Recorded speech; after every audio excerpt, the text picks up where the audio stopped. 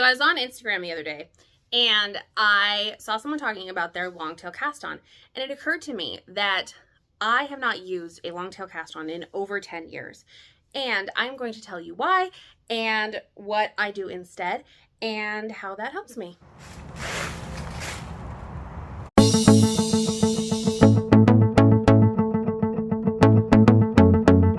I've done polls about this on Instagram, and I give you guys like 4 options of what your favorite cast on is or your go-to cast on.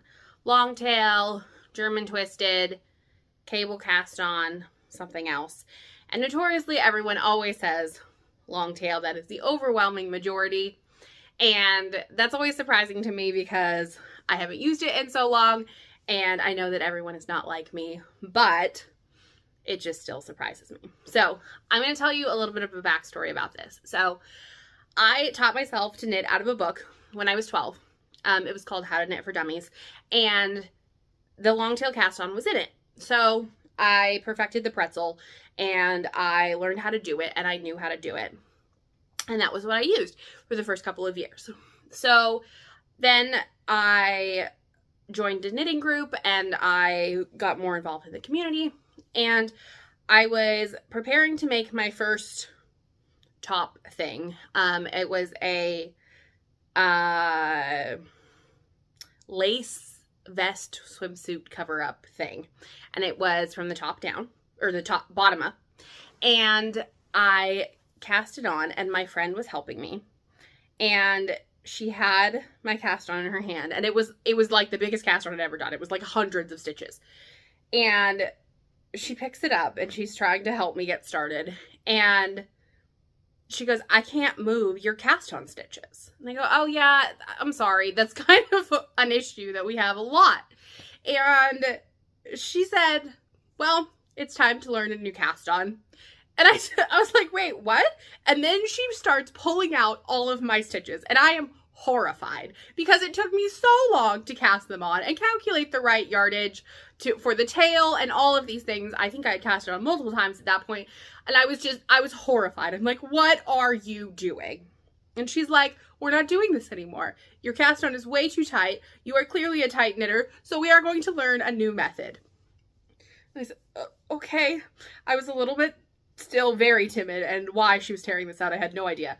But I went along with it, and that was the day that I learned cabled cast on. Now, the thing that I like about cable cast on is that I am a tight knitter. I always have been, clearly.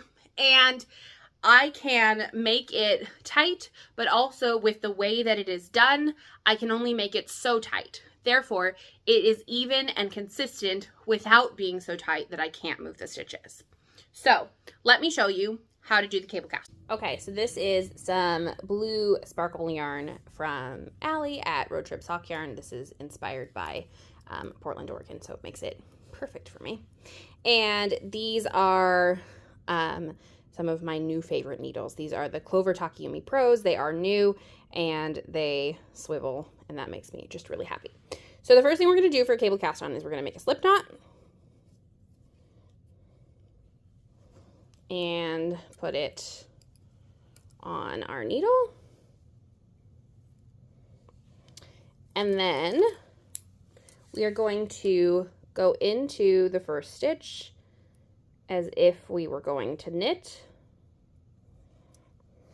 And with the working yarn, we're going to make a knit stitch, and then we're going to put it onto the needle. So now if you wanted to do a knitted cast on, you would just keep doing that. So the cable cast on is a variation of the knitted cast on. And instead of going into the next stitch to make the cast on, we're going to go between that. So we're going to go between the 2 stitches, wrap around as if to knit, put onto the needle. And now here's the part that helps me. So I have not tightened this yarn down yet. And when I put the needle between the 2 stitches, now I can tighten the yarn. And now I can only tighten it as far as the 1 needle width. So that makes it so that it's all consistent and even, but I can only make it so tight. So I do pull it down a little bit, but I don't pull it down all the way. Then I put the needle in, and then I tension it. So if I go kind of at my normal speed, it looks like this. And this has been a total game changer for me. I've been doing this for over 10 years, and I use it for everything. Sweaters, socks, hats, fingerless mitts, all kinds of things. And I will show you here. See? So now they are all evenly spaced, 1 needle width apart, and they are not too tight. So the other question that I get asked a lot is, what does the finished cast on edge look like? So I'm going to show you some of my finished objects that used a cabled cast on and what that looks like. So this is a sock. This is my pattern. It's called My First Cuff Down Socks, and it starts with a cabled cast on. And this is what the edge looks like, and this is how it stretches with the ribbing. And I've never had a problem getting the cuff over my ankle. I have had a hard time getting the cuff over my ankle if I use a standard bind off. So we've worked on that over the years, but that has been a problem.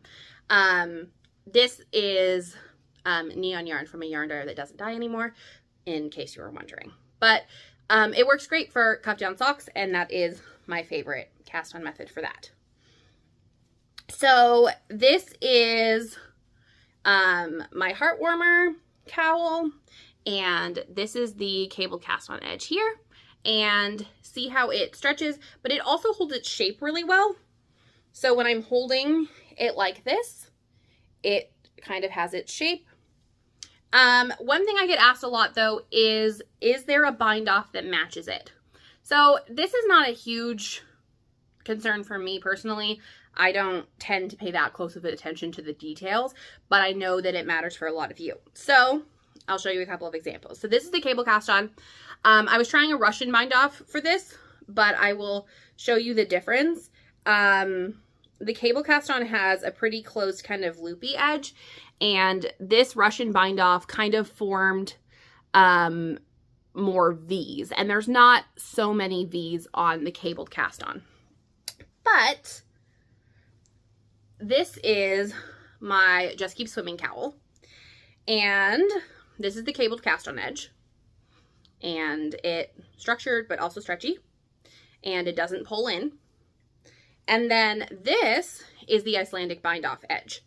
So if we look at these two, they're still a little bit different, but you can tell that they are definitely more similar than with the Russian bind off. So I like to pair the cabled cast on with an Icelandic bind off, especially for cowls. I feel like those two together really make nice, clean, smooth edges that can stretch but also hold their shape and go back together really well.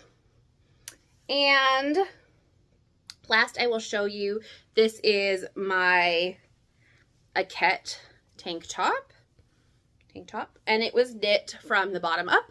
So it also has a cabled cast on edge, and I have zero issues with it pulling in or being tight on my body.